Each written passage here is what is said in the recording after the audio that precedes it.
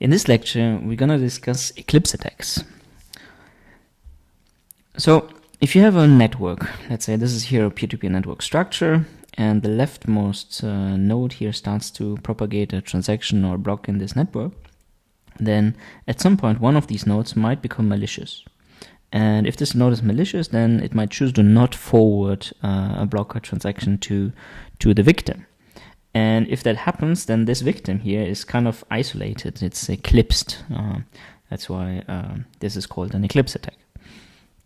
Now, if that happens, there are several dangers that might cause troubles. First of all, it's a simple denial of service attack, right? So if this node does not receive a transaction, it is not aware of this transaction and cannot accept a payment, for instance. So that's a denial of service. But it also implies a danger for double spending, as we'll see later, whereby we can trick this node into accepting a transaction that might already be spent in this part of the network. So these partitioning or eclipse attacks are quite dangerous because of these two attacks. There's also a danger of aggravated selfish mining that we'll look later, which is not too important at this very moment. Now, Eclipse attacks were introduced by Hallman in Usenix 2015, and in order to carry out the attack, the adversary needed to monopolize all the connections of the victim. Monopolize means to own all the connections to the victim. Here, there's only one connection to the victim, and the victim is not connected with the rest of the network, right? There's no connection here, there's no connection here. So effectively, in this example, the adversary is monopolizing the connections.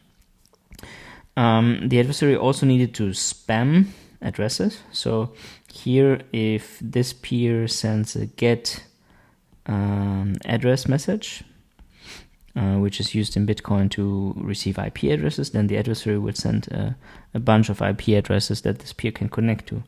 And ideally, these IP addresses here that the adversary uses, those ones, they're controlled by the adversary. Right. And another condition for this attack and another assumption was that this node here had to restart. So he had to the adversary had to find a bug in the Bitcoin client or in the blockchain client that allows to restart this particular node. And obviously this attack requires a lot of bots because you want this node then to connect only to peers that are controlled by the adversary, and they have to be in different IP networks because the Bitcoin client has some protections of connecting to too many nodes in the same subnet. So overall, quite a few assumptions here, right?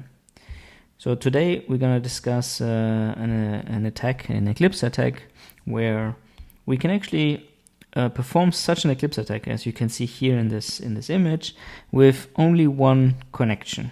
Right? So this is only one TCP connection is sufficient, and we don't need the victim to restart.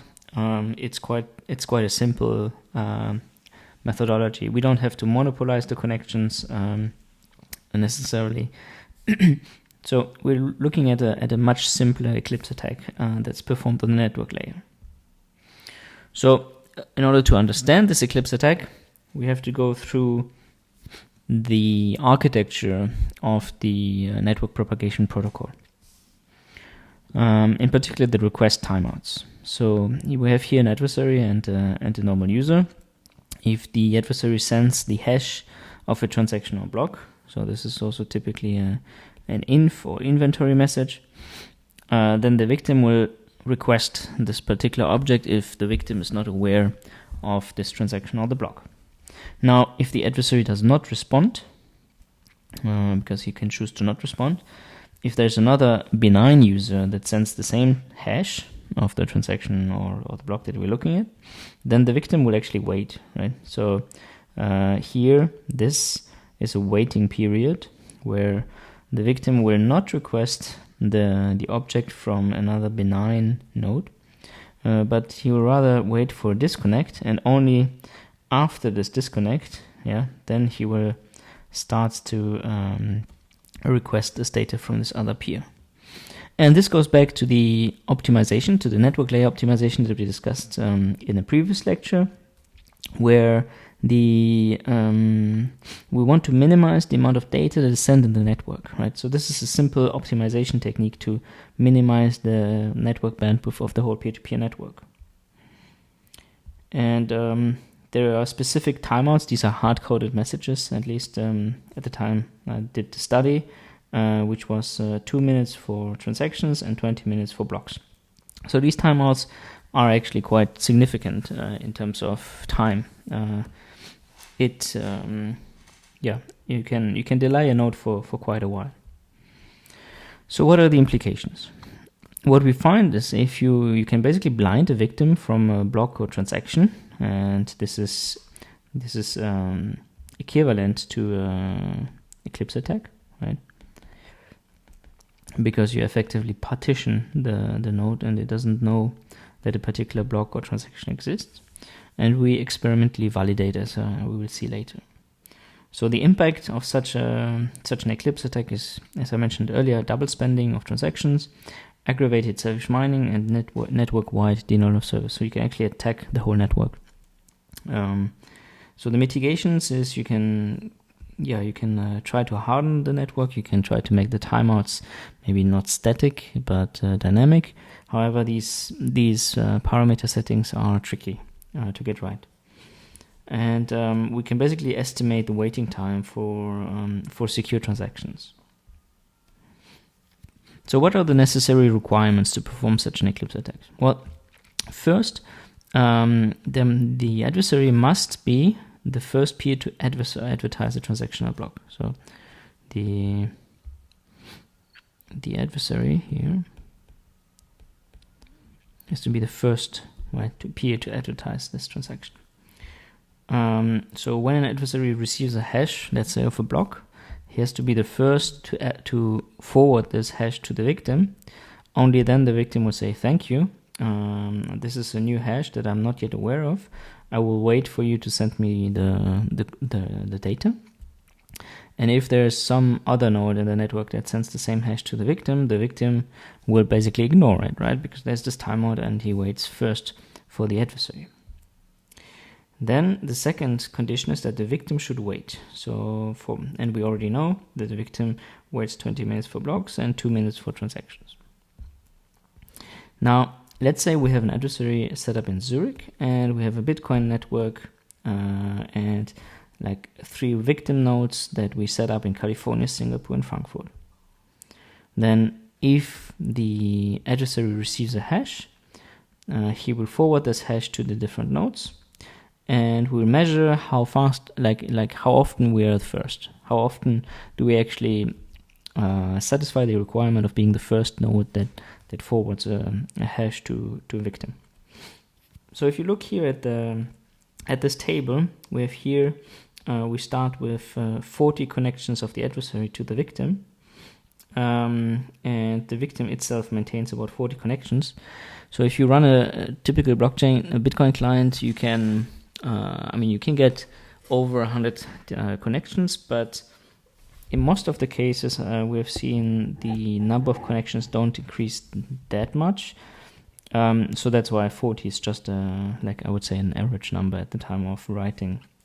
And if we now look at an adversary that increases in number of connections, right, up to 800 connections in the peer-to-peer network, then we see that there's almost a 90% probability of being the first peer to advertise a block.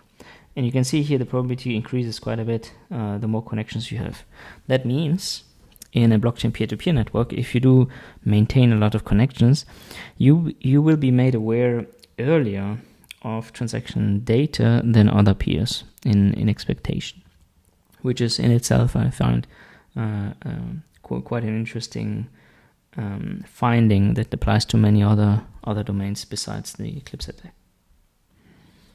So now, how can we do an Eclipse attack with transactions? So for transactions, we know that after 2 minutes, we request the transaction from another peer, right, after the hash was advertised. And this is a first in, first out queue.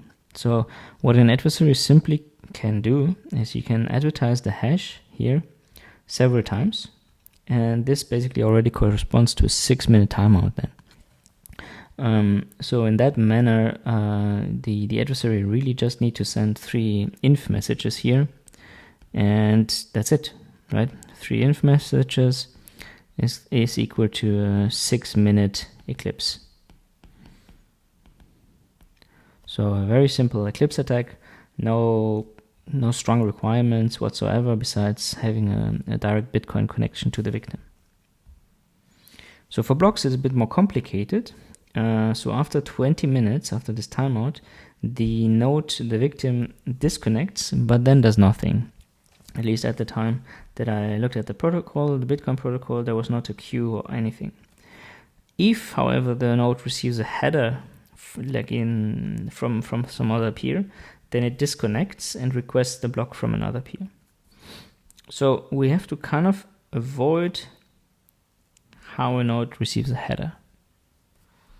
And we'll look at this in the next lecture.